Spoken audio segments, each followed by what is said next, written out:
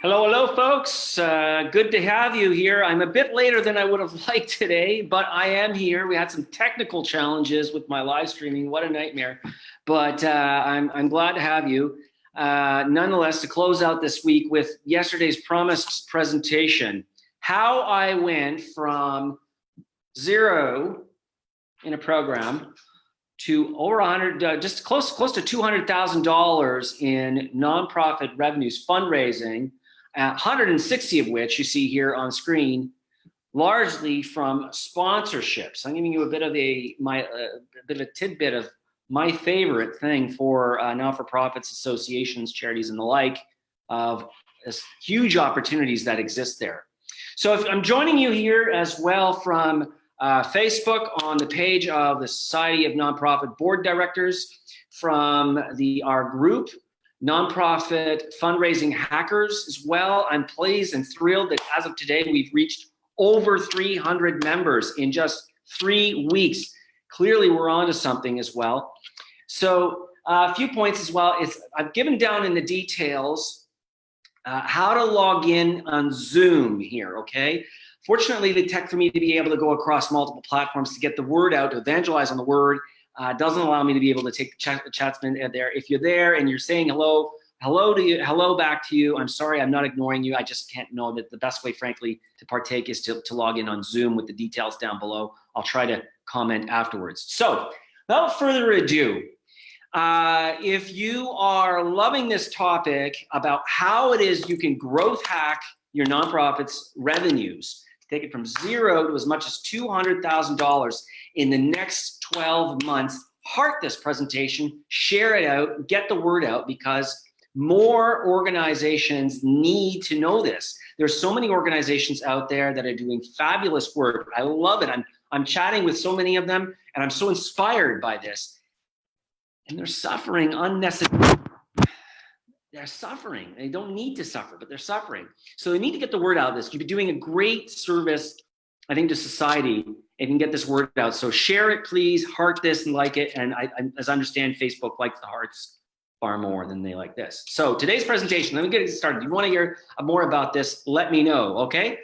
So here, we're going to be talking today about how you can add an extra $200,000 to your nonprofit budget without relying on grants. I know that this sounds like shocking. It's a very disruptive message in the sector, but it's important on this.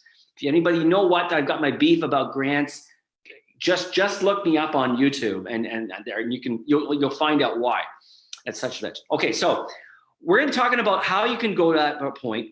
My goal today with you is to find, I'm going to be honest, I'm looking for 5 nonprofit organizations who I want to work with me on a groundbreaking initiative to, again, get to the next $200,000 in new revenues for their nonprofit organization in the next 12 months, all right? So that's my goal to you, out with you. So if you're interested in this, stay tuned, all right? The other thing that I want you to do is, if you can stay with me until the end of this presentation, I want to leave with you, if anything, the very least, a message of hope. Hope that your mission can be accomplished, that what you're doing is a beautiful, beautiful thing. You are doing a better thing for this world. That's what's passionate about me as well. So stay tuned for that. The next thing I want to talk to you about, and this, if you've gathered from the slide that was left yesterday as well, is that I want you to know, I want to talk a little bit about, you probably have heard a whole bunch of people talk about fundraising and different kinds of things about this. You're wondering, okay, well, Mark, what's the big difference about this thing? Well, I'm leaving 2 big messages. I'm going to leave drop the gauntlet here, drop the mic, if you will, if you want to put it. And I'm going to challenge you on 2 fronts. I want you to think of yourself and don't undervalue yourself or your service. What you do is really important, and unfortunately, too many nonprofits do this, and we'll get on that point in a moment. The other part is I'm going to challenge you today to open your mind, to think outside the box, if you will. And that's what we're going to be talking about very much today as well. So very much what I want to, and for those of you who don't know me and you're just joining in on this, you might be seeing this, you're not part of the fundraising hackers or whatever that may be. A little bit about me. My name is Mark Buzan. You see me down there in my mug, and a picture taken earlier today from our co-working space here in Gatineau, Quebec, Canada. I am a two-time national executive director and president of two national nonprofit organizations. I've been a former board director of various community organizations, nonprofits. Throughout the course of my 20 plus years of career, I've raised over, probably in a combination of, I've lost track of it, a little more than $1 million in funds and memberships, sponsorships, cash and in-kind donations as well. In my last role that I completed recently, I did over $525,000 in 2.5 years in new and recurring income for that organization. $200,000 was done in the first year, $20,000 in first 90 days.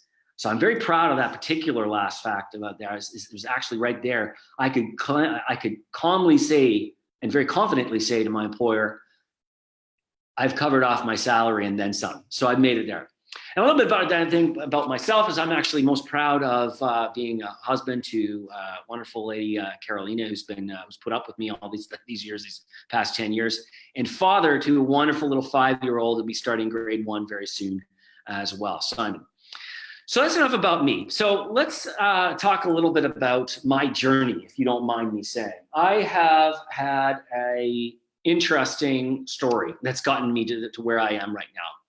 Frankly, folks, I've done a lot. I've said, as I mentioned, I've done a lot of things right in my career. I'm very proud of that and what I've gotten to where I is.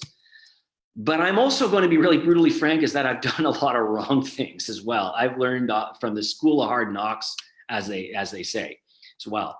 And after doing this for some 20 plus years, okay, I can tell you right off the bat that what you can gain from is that, one, from experience, I can tell you that sponsors, donors don't care about your brand. That was a hard lesson for me to learn. Very hard lesson for me to learn. The second thing I learned very much is that, and I alluded to this, grants aren't what they're cracked up to be. Okay, I hear this a lot, and I'm honest with you, maybe that's just my personal soapbox. I hear this too much often in the nonprofit world about, go get this grant, go get that grant, and my teeth are always, and I see this particularly falling victim to you founders out there, you founders of these nonprofits who are doing such great work, and you're allured to the sexy attractiveness of getting big fat money to come out there. Well, I'm going to remind you of a saying that my father used to say to me as a young boy. He said, Mark, if it were easy, everybody be doing it. There's a lot of things to it. I've got a whole presentation of presentations on why they're wrong there. If you're interested in that, send me a message and I'm happy to forward you them there. But anyway, that's it. The third point I want to talk to you is that after some 20 plus years of doing this in this sector, I've learned that people's expectations and reasons for joining and or supporting organizations, causes have changed dramatically over the years. And what's really important about this is that it means that you've got to very much change with the times if you're going to be successful. I've discovered this the hard way. And what I'm hoping to do today is impart upon you some free advice as well as to how you can cheat and maybe get the easy way out so you don't have to learn from good old poor old Mark's experiences as well. So what we're going to talk to you a little bit about is the hard way first, so you understand this. I love this quote, and I saw this. It said, the easy way to learn is from others' mistakes. The hard way to learn is from your own mistakes. Oh, I know that too well. The tragic way is not learning from either. So again, what I'm talking to you about earlier is that research, and I've gone through the hard way of trying to research and apply to countless grants. It takes so much time sometimes to be able to find the right one that fits exactly with there, to make certain that you're the flavor of the month, and then to get there and put all the work that goes into these things, and then only be because sometimes they don't even want to talk. The grant providers don't even want to talk to you because of fear that they might want to bias the process somehow of competing like this. You miss out on a technicality. Or I was very successful in one organization where I got over a $10,000 grant, Google grant, for example. Google AdWords grant in kind. We thought we hit the jackpot in our organization, only to find out the fact that because we just didn't have the technicality, never explained that out to us at the time about all your click-through rates and all the kinds of requirements there, that it ended up not being all that effective anyways, and they took it away from us. We weren't able to use it to our full capacity because we just didn't have the staff capability to be able to use it effectively. The other hard way thing that I've learned is throughout the time is that very much is that through that you can throw something up on Facebook. Many organizations they'll throw something up on Facebook hoping that they'll be able to attract online donations, and they don't have necessarily the bandwidth or the or the know-how to be able to leverage an effective nonprofit fundraising campaign or membership campaign in today's online world. Now, I've given a brief training on this in the past, and there's a video if you're interested in that. Please again. Let me know. I've got a great document to that effect that I've referenced in that. I'm happy to form it out. If you had to go from $0 to $5,000 in a month, if you really need to, just on online. But a lot of nonprofits, they think that this is the easy way to do things like this, and this is just so hard to do this. And the other part of it is that you're going all these efforts onto small donation here and there. In order to be able to make it worthwhile, you've got to have a huge volume of that. The third challenge is that when it comes to sponsorships, they're spending so much time drafting up proposals of what I call the GSBs, the gold, silver, bronze, launched very much in line with what they think is important, very much, okay? I talked about that before. Most organizations, people individually don't really care about your brand. They care about what's in it for me on this. They'll be spending tons of time on drafting beautiful proposals, or they follow the advice of a particular sponsorship provider, sponsor, and say, send me a proposal. Well, I'm sorry to do that. Often enough, nonprofits fall into the trap of believing they're not sincere. Often enough, depending on where you're at, it's a brush off, it's a blow off, okay? So that's the hard way that I've learned through this. I've gone through all these kinds of things and not having all that much success. Now, how many of you would like to learn a little bit about the easy way that I've found, the easier way that I've learned how to hack raising money for a nonprofit? Okay, if you're interested in that, heart this, okay, as well. Let me know about this. So great, I'm assuming you want to learn about this, fantastic. So in my past role, as I mentioned, I raised over $525,000 in 2.5 years in new and recurring revenues, and I didn't call upon one single grant, okay? If you're interested in knowing a little bit more about this, let me know. I will keep on watching. It is possible, very possible. Now, I do want to emphasize that for everybody, that results are not typical, okay? There are a lot of factors that can come in there. If it is as I mentioned this before, to be successful, you need to be coachable. You need to be teachable. And most importantly, hungry. Now, I hear a lot of people say, oh, I'm teachable, I'm coachable, I like this. And then when it comes down to time to being able to be uncomfortable or to actually follow through on their commitments, whistling Dixie. So it's very important that this is possible, but I do want to warn you that it's not for everybody. It's not for everybody. You've got to be committed to this. You've got to be committed as well to your own professional development as well. Okay, so that's a disclaimer. I want to move on to the next topic there. So let me tell you a little bit about, I promised you, the 3 secrets that there are. Secret 1 is that, unfortunately, I find nonprofits often undervalue themselves to their own detriment. Okay, and I'll get into that in a moment as well. Secret number 2 is that they often, unfortunately, let their passion blind themselves to the opportunities out there to be able to improve themselves. All right, and to improve their capabilities as well, and also improve their opportunities for finances as well.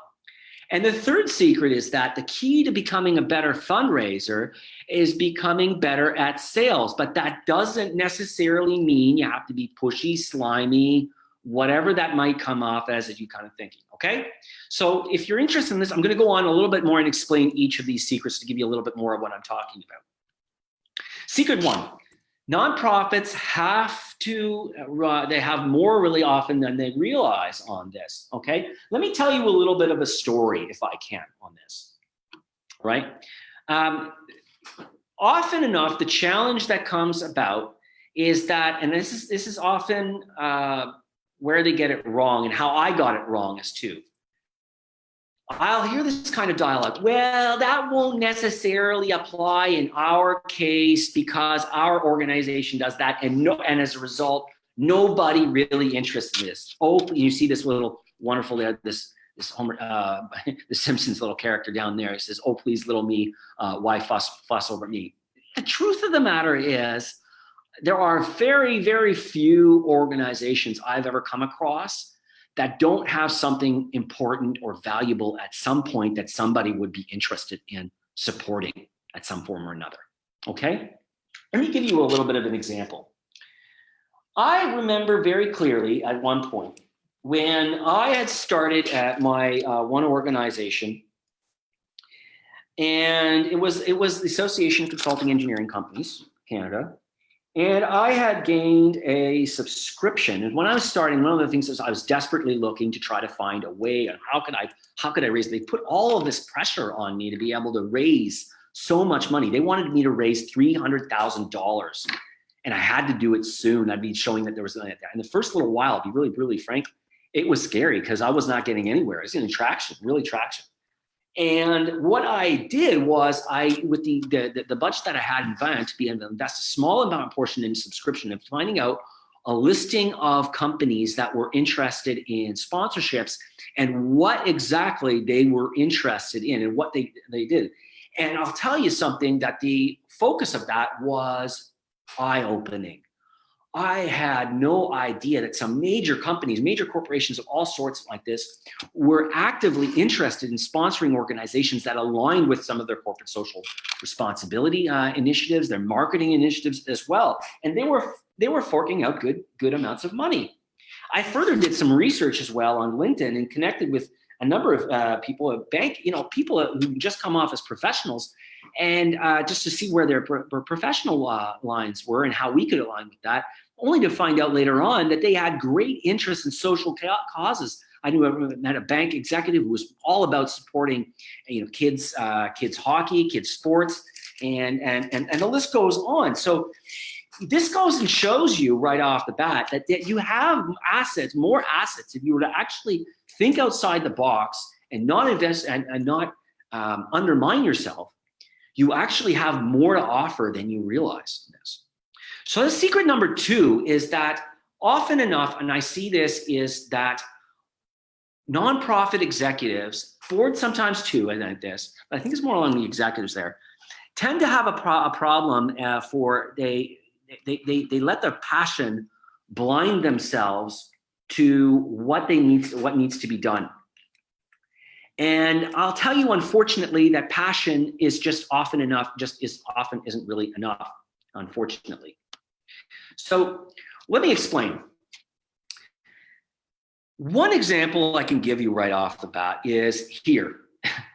I was guilty of this. Again, picture this in my early in my period of my time. I am hungry. I'm looking for a win. I've got to validate my boss's decision to hire me. That's really where I'm at right now. I'm scared, I'll be honest with you. And I'm looking for whatever I can get. After persistence and pushing through, I got a call organized with a very major multinational bank up here in Canada, the Royal Bank of Canada. Those of you in the United States or elsewhere might not know of them, but I assure you, they're big. They're operating in all parts of the world. Very, very big, and they had a big interest in wanting to sponsor a number of causes. I went in there thinking that our organization, as it said, I was the biggest thing since sliced bread, all right?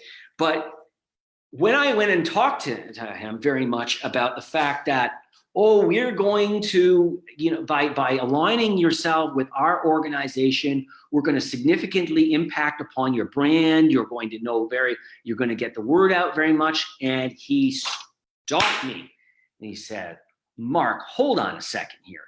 Are you telling me that you little organization of 8 people has a bigger brand recognition than the Royal Bank of Canada, a multinational bank with presence everywhere that sponsored the Olympics, sponsored all these kinds of things, that has arenas named after them and all like this? Are you telling me you have a bigger brand recognition than this?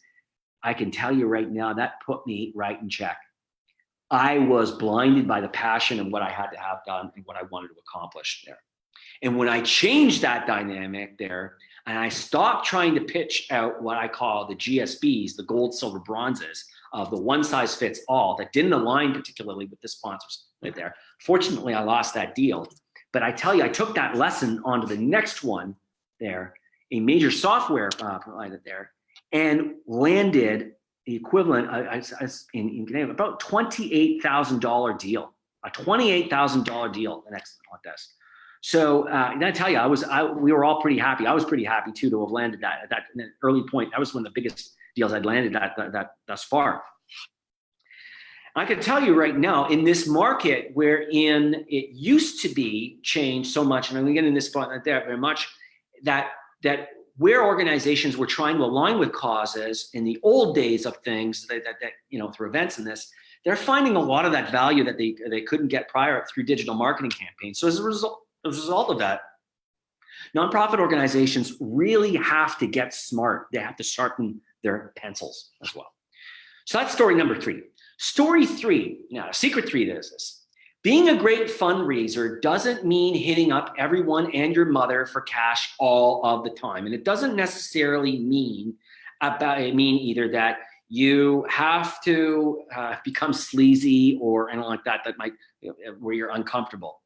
The truth of the matter is I became successful as a result of my efforts when I got over the fear of things. I can tell you right now that in all earnesty, I can relate to this. If you're uncomfortable with this, I get it.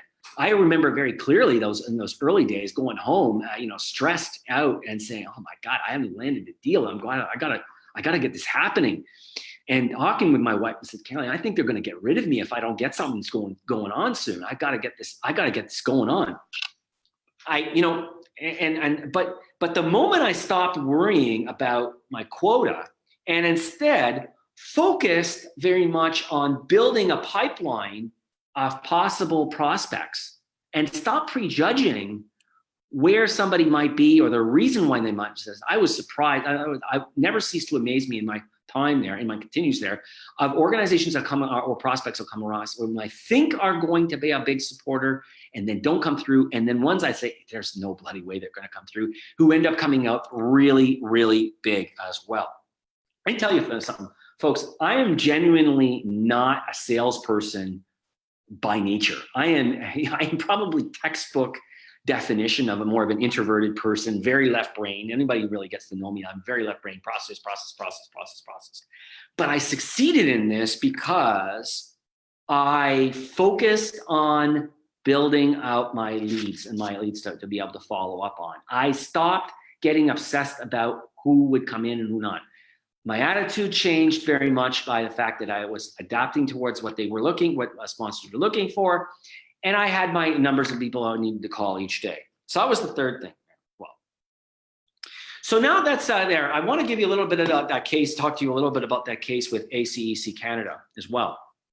So what I did very much is I went out and I developed assets that were of interest to sponsors. Step 2, I went out for feedback to get their impact on input of what they were looking for. Step 3, I developed the database, okay, of as I mentioned before. And 4, I went out to market and talked, okay? Now, and the result of it, as I mentioned, was $525,000 in 2.5 years. Now, let me ask you something. What would be possible in your organization with more money, with that kind of money? Now, of course, again, as I mentioned, results may differ, but if it were possible, what would be possible in your organization? Think about that. Comment that. I'd love to hear in your comments. Leave in the comments, actually, if you're not watching this live or even in the replay about this, as to what you think would be possible. I'd love to hear from that. Dream a little bit. Let's be dreamers. After all, we're nonprofits for a reason. But the question that comes down, admittedly, is what commitment do you have to your own professional development? And this, folks, is what somebody had said to me, as another gentleman said to me, this is what separates the boys from the men, or for you ladies, the big girl panties from from the little ones there. Okay. At some point or another, though, I made my big breakthrough, and I realized I had to make it very quickly. Is that if I was going to survive there, is I had to invest in myself. And I asked myself very clearly, what am I currently spending on as well? All right. I asked myself as well, am I investing in my assets, or am I spending on liabilities in the organization? So many times I see this and I see this, and this is my critique right out to those that are going up and going after grants.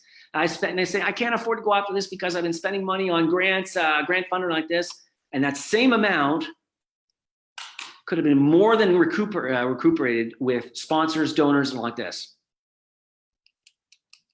with a little bit of knowledge on their own applied as well. And when I want you to ask yourself as well is, when money is spent, think about that. You can replenish it. Money is replenishable, but is your time, the time that you've been spending and spinning your wheels on this, what's that worth? Now, look, my experience, old habits die hard. And as a result, I want to leave you with some information that you can act on that leaves you, that doesn't leave you where you are necessarily as well. So with that as well, as I've said, the biggest changes for me have happened when I've invested in myself. So you're going to be thrilled again, as I've been putting this call out, and it's not just for anybody. I'm very particular. I love to get on a call with whoever. I'm looking with who's ever teachable, coachable, and they're hungry. And hungry defines as, more than just you want this. I say, this has got to get solved right now, and I want to see something there. You have it in your heart to make a difference there, and I want to see you, and I want to see you succeed. And you've got to see yourself wanting to succeed as well. I want to work with as many as 5 nonprofits who want to add as much as $200,000 to their budget in the next 12 months. All right. If you're interested in this, let me know. Okay. Heart this comment as part of the live there. If you're in the replay, find it, hashtag it replay, and say I want in as well. But let me qualify about this, who this works for. Okay. It's not for everybody. If you're that type of person that says that, I want in, and then you go silent for a while, well, I would classify you're probably not that hungry. And that's fine. Don't get me wrong. I'm not criticizing, but this is what separates those who are willing to put the work in, because there's no such thing as an easy route to this. This is easier, mind you, than grants. I'll tell you this. Who this has worked for?